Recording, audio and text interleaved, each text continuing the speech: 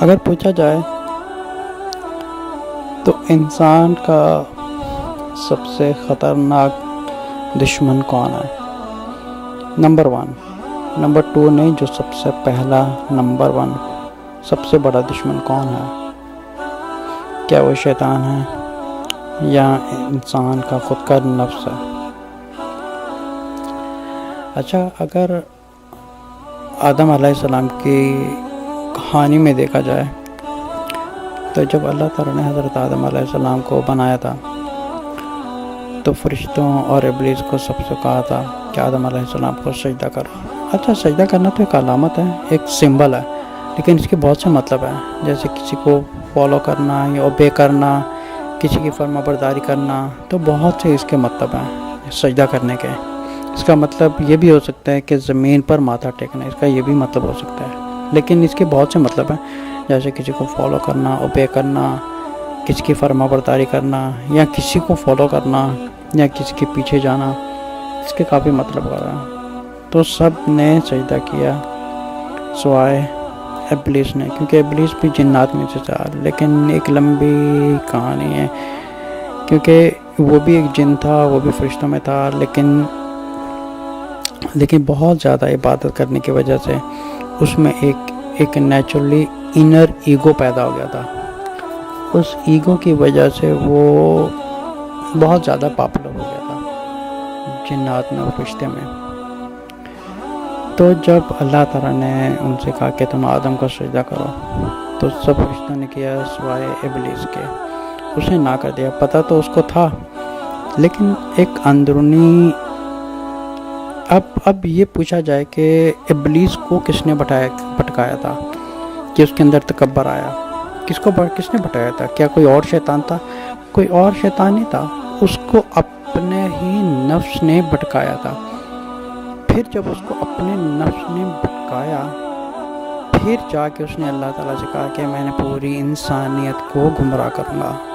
تو اس وقت کوئی اور شیطان نہیں تھا، بلکہ وہ خود اس کے اپنا ایک تکبر تھا، ایک اپنا نفس تھا، جو اس نے جھکنے سے، فرما برداری سے، اوبے کرنے سے، عاجزی پیدا کرنے سے، ان سب چیزوں سے انکار کیا تھا۔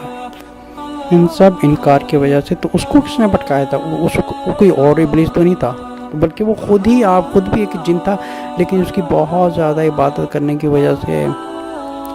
وجہ سے وہ اس میں اتنا تکبر پیدا ہو گیا کہ اس نے سوچا میں تو بہت زیادہ عبادت کرنے والا ہوں، میں سب سے بہتر ہوں، میں کیوں سجدہ کروں؟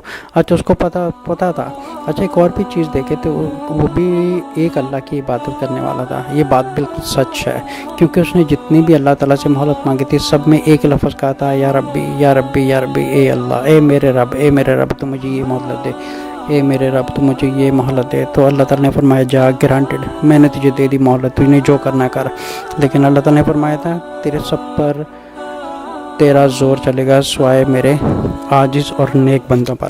تو اللہ تعالیٰ نے فرمایا جو میرے نیک عبادی ہیں، جو میرے بندے ہیں۔ اچھا، میرے بندے کہنے کا مطلب ہے کہ جن میں عاجزی ہے، تکبر نہیں ہے۔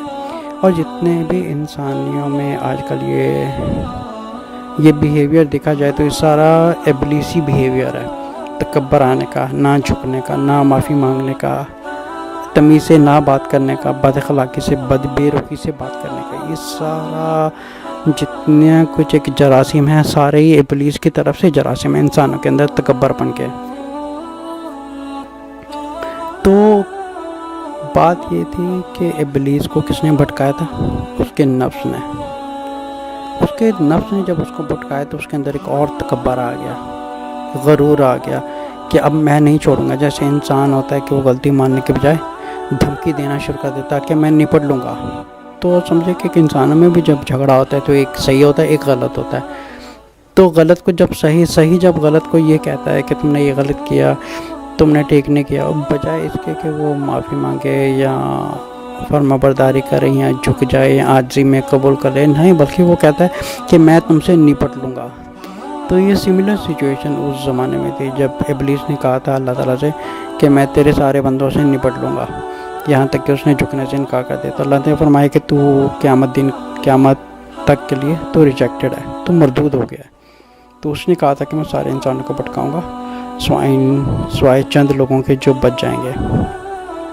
انسانوں کا جو سب سے بڑا دشمن ہے وہ اس کا خود کا نفس ہے، اور نفس کو توڑنے کا صرف ایک ہی علاج ہے، اس کے علاج کے علاوہ کوئی اور شفا ہے ہی نہیں، وہ ہے اللہ کا پاک کلام قرآن۔ جو انسان قرآن پڑھے اس نیت سے کہ اس میں شفا ہے تو اس کے نفس کو ضرور شفا آئے گی۔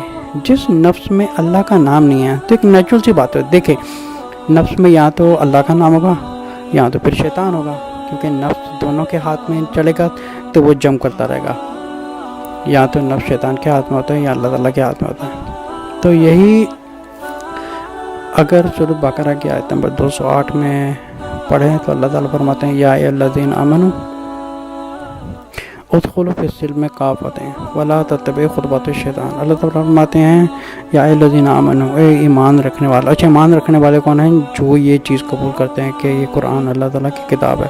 ادخلوا فی السلم کافۃ، اپنے آپ کو پورا قرآن پر سرنڈر کر دو اور شیطان کے کسی قدم پر مت چلو۔ اب یہ جتنا قرآن ہے سارا نفس کے خلاف ہے، ہم جتنا نفس کے خلاف جائیں گے شیطان کی اتنی ہی طاقت ٹوٹے گی۔ یہی چیز کہی گئی۔ اس وقت جتنی دنیا میں جتنے بھی بربادیاں ہو رہی ہیں، جتنے فتنے فساد ہو رہے ہیں، جنگیں ہو رہی ہیں، تکبر پن ہو رہے ہیں، سب کچھ ان ساری چیزوں کی فساد کی جڑ انسان کا نفس ہے۔ ساری گھروں کی بربادی کی جڑ نفس ہے۔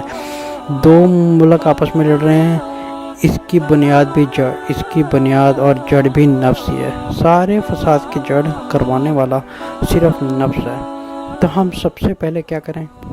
اپنے نفس کی اصلاح کریں۔ اچھا، نفس کی اصلاح کبھی نہیں ہو سکتی جب تک اس کو پراپر میڈیسن نہ ملے۔ اس کو اگر پراپر میڈیسن ملے گی تب جا کے اس کی اصلاح ہوگی۔ اگر نفس کی اصلاح ہوگی تب جا کے انسان کی پازیٹیو سوچ بنتی ہے۔ اگر پازیٹیو سوچ بنے گی تب وہ زندگی کا اور آخرت کا اس انسان کو نیچرلی آٹومیٹکلی اس طرف چل پڑے گا۔